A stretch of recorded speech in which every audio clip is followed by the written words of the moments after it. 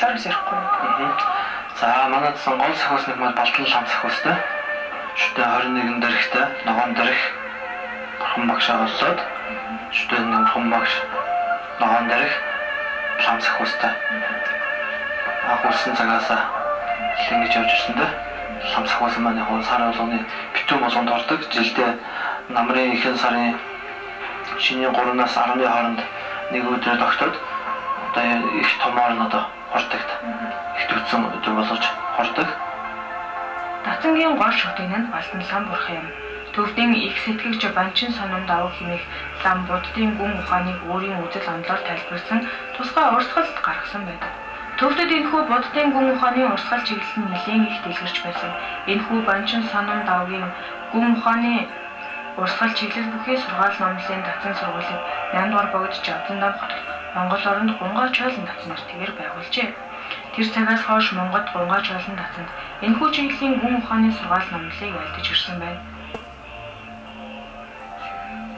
Анх одоо 37 онд норсноос хойш ахин сэргийт 1992 онд анх одоо нэг дамдын шунлав манай багшаа дамдаржаа шатуу унцаа тэгээд олон одоо түүхий үзэхэд 30 хэдэн хөгшин одоо хуучин зиндааны ламдар болон андагидтэйгээ одоо хамтраад нийтдээ намайг анх 92 онд орж ирсэн. Тэгээд 60 хөгшин ламтай байсан.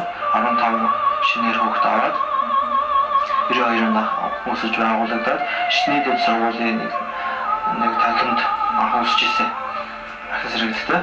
Тэгээд 2001 онд энэ тасанд орж ирсэн байна. 2001 онд ороод тэгээд 2009 оны цагаан сарын дараагаар нэг их сасурт орсон байгаа. Их сасурт өглөгийн эзэн Бацөх гэдэг хүний одоо санаачлагаар тэр хүний одоо ханд мөнгөөр найз нөхөд олон хүний одоо хүчилмөрөөр дуунаг сайхан болгосон. Гунгаа чойлон дацангийн хэлмэгдүүлэлтийн үед Нураан бүх судар номыг устгасан байдаг. 1809 онд баригдсан гунгаа чойлон дацангаас 4 багны нэг нь үлдсэн байдаг.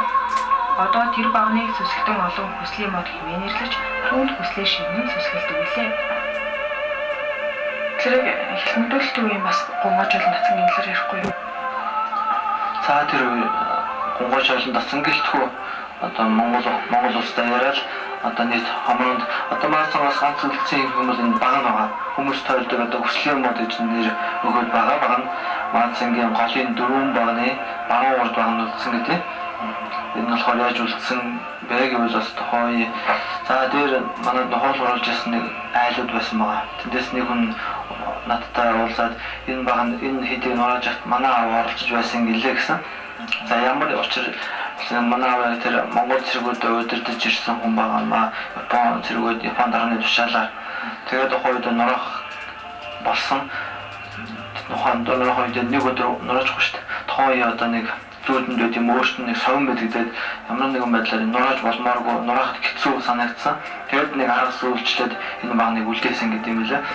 Одоо нэг шинэ одоо 2 удаа нэг хөрөө тавьсан юм байлаа. Хөрөө нь явж ирэхгүй. Тэгээд өөрт нь ямар нэгэн санаас юм өөртөө болохгүй гэж хэлээд байсан гэж хэлчихлээ. Тэгээд үлдсэн намайг дараах 92 он орж хахад нэг 2 модны хөрөөний мөр байсан. 98 онд алга болсон. Санаа. Тэгэхээр бас дацангийн сахиус нь орсон гэж ярьдаг л да. Одоо 200 жил Улаанбаатар гэх юм бол 200 жил болсон барилга байсан байхгүй шүү дээ. Энэ одоо номлож маш эртний түүхтэй баг. Тийм энэ дацан анх байгуулалт үлдсэн юм л юм байна да. Энэ дацан тухайн үедээ маш олон шаттай байсан бөгөөд эндээс олон эрдэмтэн хүмүүс гарсан гэдэг. Түүний нэг нь зав тавиндаг лам хэмээн монголчуудын дор нэлээд нэралтай хүн байна.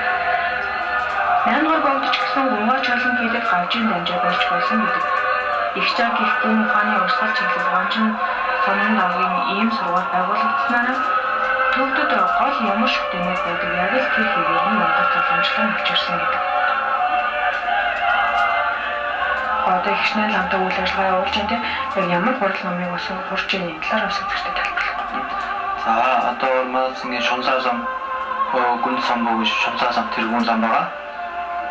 Онцод базаргуур баг онцод болд Баатар их онцод эмш тогтоох гэж би өөрөө баг гэсгүй нөө. Өдөр болгоны хурал Манайх нийтдээ 60-70 ламтай. За 10-20 лам болоо энэ хигт одоо сурж байгаа. Манай 2 лам Санэл Лавда гэдэг 7 багшийн нэрмжит их сургуульд сурч байгаа. Одоо сураад 7 дахь жилдээ явж байна. Урд Гомон тацанд манай 10 хэдэн лам сурж байна. Тэд нар одоо 2002 онд явсан. Тэгээд бас суралцж байгаа. 15 жил болж төгсөөд бас энэ номын хичээл бас ингээд ирээдүйд маш их нэмэр болох хэвээр. Эндээс одоо хараахан төгсөж ирсэн лам байхгүй. Одоо эндээс суралцсан болон шинэдээ сургуулаа төгссөн ламынхаа одоо шунлаа ламынхаа аль бүр номын сонссон лам нар маань өдөр болгоныхаа хурал ажлыг явуулж байна. Өдөр болгоны хурал 9 цагаас сурдаг. 9 цагаас 11 хүртэл өдөр болгон шашин уншлаа гэж гүрэн уншлаг байгаа.